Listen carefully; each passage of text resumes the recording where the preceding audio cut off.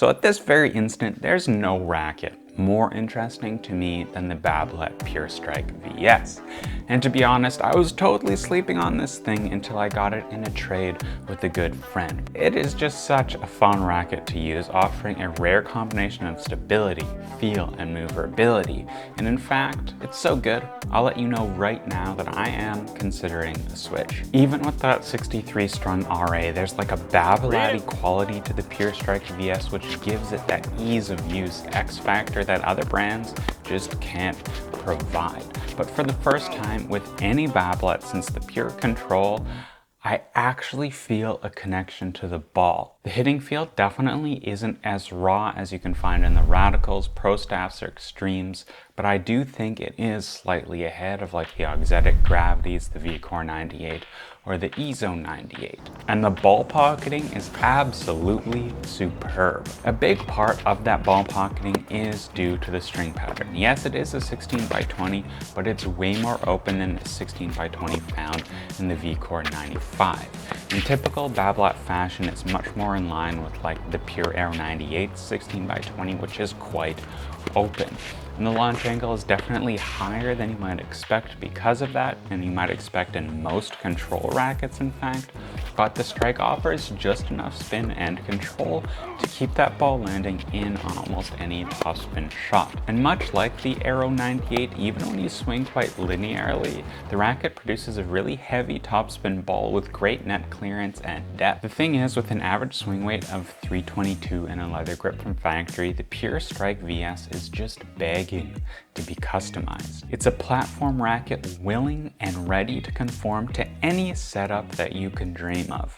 My objectives: swing weight around 330, recoil weight at 170-ish or higher, and an MGRI as close as I can get to 20.8. I also want to keep the static weight as low as I can because I get tired quickly, and that's the reason.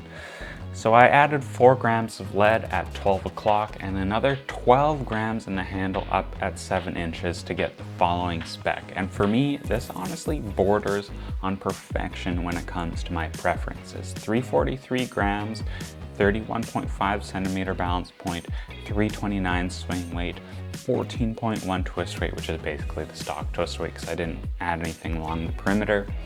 170 recoil weight, right on target, and a 20.7 MGRI, so a bit lower. And this setup just takes everything that I love about the Strike VS and boosts it up a notch, which I love.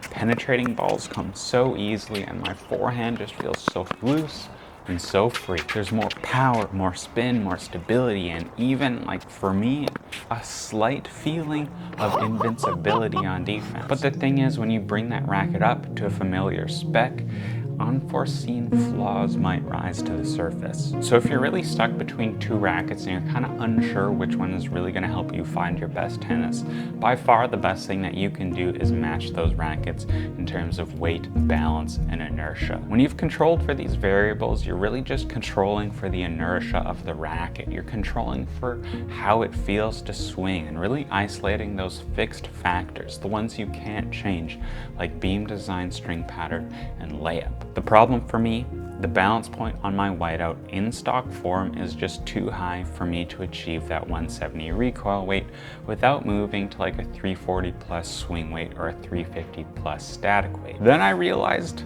I am stupid. I have all this extra weight at 7 inches, which bumps my MGRI up to 21 on the Whiteouts. And I think this is pretty unnecessary now, especially since we had my VCores and Extremes before at 20.8. And this Strike VS feels totally fine at 20.7. So I removed all that extra bulk at 7 inches and installed the 10-gram weight control module into the butt cap of my Whiteout. So here are the specs we're working with. 347 grams, 31.3 centimeter balance point, a 329 swing weight, 14.6 twist weight, 171 recoil, and a 20.8 MGRI. For me, this is close enough to get through a testing phase to really determine if that Strike VS is going to be a good solution, and better, in fact, than my Whiteout. Now let's remember how I said customization can reveal flaws in a racket. Well, here's where the Strike VS's 63 RA rears its ugly head. Off-center stability is still great. Towards 3 and 9, it's super stable. but the hoop flexes way too much for me towards the tip of the frame, almost killing all of that additional plow through you would hope to see from the extra 4 grams at 12 o'clock.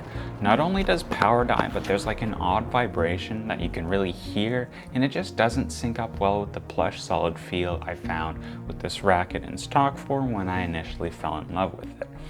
Of course, these are only things that really occur when you make contact in the upper third of the hoop.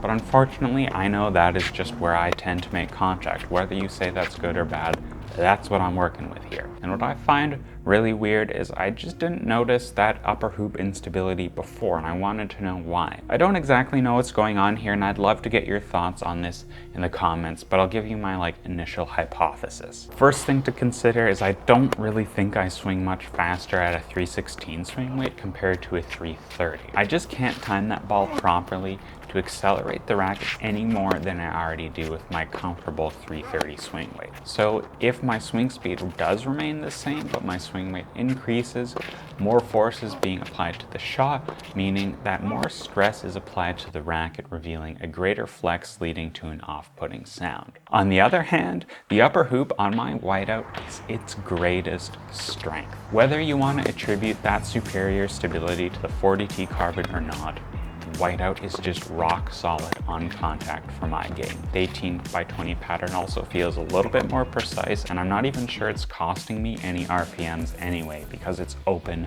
enough. So I'm kind of leaning towards sticking with the whiteout, even though I might tinker a little bit more with the Strike VS. But for you, for a buyer, who do I think this Pure Strike is for? Well, I still think it's an amazing racket, and if you want something that's torsionally really stable and offers great comfort, I think the Strike is among the best. In a lot of ways, it's like a more maneuverable Pro Staff X or a more stable VCore 95. If you're a player coming from a Clash and you're finding it a bit unpredictable with the flex, this could work really well for you too. And because of that, I think it's surprisingly accessible for a lot of intermediate players. I don't think it's locked into that advanced category like you might think a 97 square inch racket would kind of demand. It has great stability, and that little bit of higher launch angle gives you a little bit of extra safety on every shot. The Strike VS also works great for a lot of different styles of tennis. I think it plays really strong attacking tennis, and is surprisingly forgiving for defense and volleys. I think it would be an amazing doubles racket because you get that great maneuverability and a lot of stability from all that weight concentrated toward the handle on your volley. But for me, in my game, I really just still leaning towards that whiteout. Is it king? Maybe, not sure yet, but I think so. And if there's a lesson that we learned in today's video and for me over the last couple of weeks, it's that sometimes a little customization can just go a really long way, saving you hundreds, maybe thousands of dollars from your compulsive racket holism. You never know what a little bit of lead can cure.